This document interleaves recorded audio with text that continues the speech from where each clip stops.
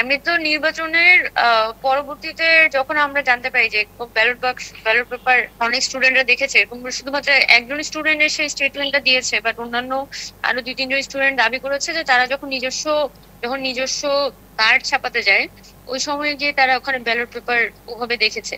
কিন্তু কেউ আসলে, সত্যি কথা বলতে, নির্বাচন সম্পর্কে সবাই এতটাই আশাবাদী ছিল যে এখানে ঢাকা ইউনিভার্সিটি ব্যালট পেপার এরকম র্যান্ডমলি পড়ে থাকতে পারে এই দোকানগুলোতে, তখন এই বিষয়টা আসলে কেউই বিশ্বাস করতে চায়নি। তারা যে প্রক্রিয়ার মধ্য দিয়ে আসলে টেন্ডারটা দিয়েছে, যেখানে শুধুমাত্র একটা কোম্পানি এই টেন্ডার সাবমিট করতে পেরেছে, এবং শুধুমাত্র ব্যালট পেপারের ক্ষেত্রে না, ব্যালট পেপার গণনার যে মেশিন ওএমআর টেন্ডারও কিন্তু একই সাথে একটা কোম্পানিকে দেয়া হয়েছে, এবং টেন্ডারটা এমন ভাবে তৈরি করা হয়েছিল যাতে একটা মাত্র কোম্পানি টেন্ডার সাবমিট করতে পারে। 23 সেপ্টেম্বর কিন্তু তারা একদমই কথাগুলোকে এড়িয়ে যায় এবং দাবি করে যে ব্যালট পেপার আসলে কোনোভাবেই খেতে থাকার সুযোগ নেই। কিন্তু পরের দিনই আবার নিউজ 24-এ তো একটা রিপোর্ট হইলো যে ব্যালট পেপার এরকম পাওয়া গিয়েছে। ভোটার উপস্থিতি তালিকা এবং সিসিটিভি ফুটেজ কোনটাই কিন্তু ব্যক্তিগত তথ্য না, এটা সম্পূর্ণ হচ্ছে যে একটা পাবলিক ইনফরমেশন, মানে হয় তারা জেনে করেছে বা না জেনে ঘটনাটি ঘটেছে।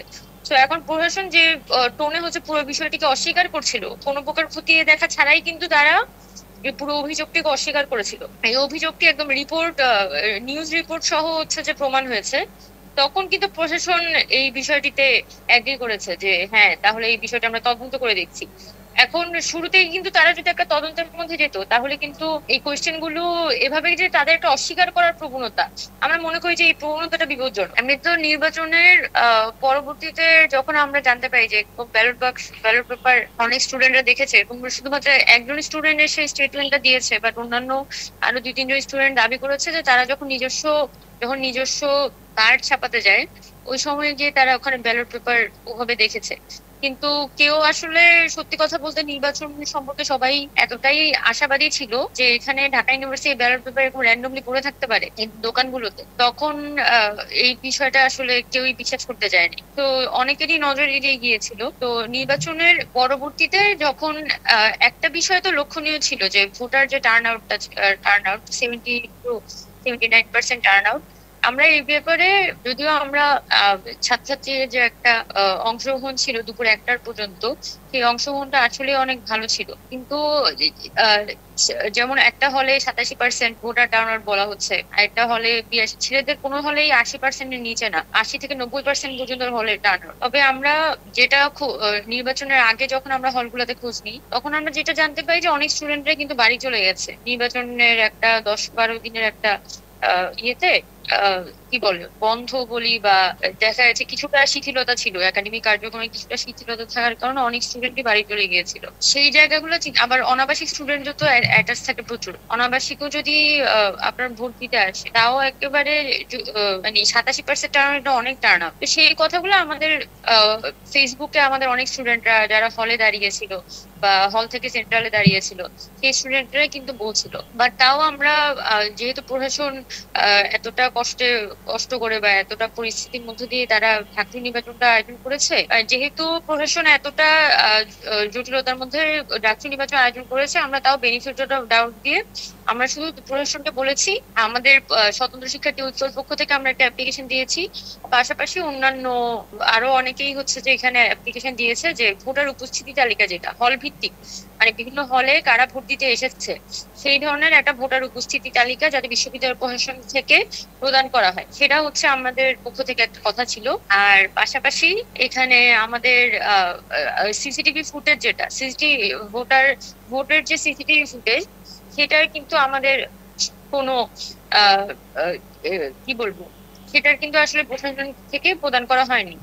আর পাশাপাশি পুরো পুরো ভোটটাই কিন্তু সকাল থেকে রাত পর্যন্ত এলইডি তে দেখানোর কথা, ভোট গণনা সহ ভোট গ্রহণ সবকিছু কিন্তু এলইডি স্ক্রিনে দেখানোর কথা, কিন্তু সেটা কিন্তু এলইডি স্ক্রিন দেখায় নাই, শুধুমাত্র একটা জুম জুমড আউট ভিডিও কিন্তু ভোট গণনার সময় দেখানো হয়েছে। তো ওই জায়গাগুলো অনেকের মধ্যে কোশ্চেনের সৃষ্টি করেছে। সেই জায়গা থেকে গড়পড়তা সব অ্যাপ্লিকেশনের মধ্যেই এখানে প্রশাসনের কাছে ভোটার উপস্থিতি তালিকা, যেটা যেহেতু এই ধরনের কোশ্চেন গুলো আসছে যে অতিরিক্ত ব্যালট পেপার ছাপানোর কথা, বা হচ্ছে আপনার ইয়ের কথা, কি বলবো আপনাকে, অতিরিক্ত ব্যালট পেপারের কথাই বলেন, বা হচ্ছে আপনার সিসিটিভি ফুটেজ বা ভোটার উপস্থিতি তালিকা, এগুলো দিতে না যাওয়া, এই জিনিসগুলো আসলে অনেক ধরনের প্রশ্ন আসলে প্রশাসনের প্রতি তৈরি করেছে।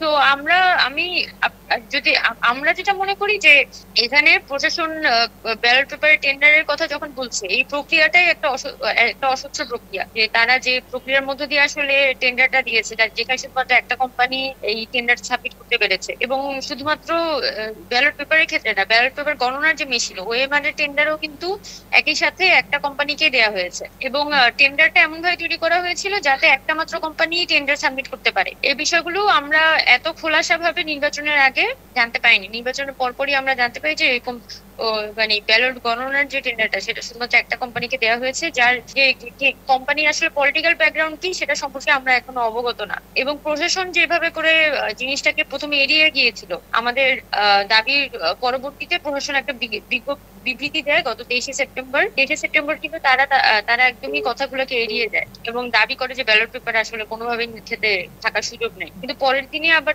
নিউজ 24 তো একটা রিপোর্ট হইলো যে ব্যালট পেপার এরকম পাওয়া গিয়েছে।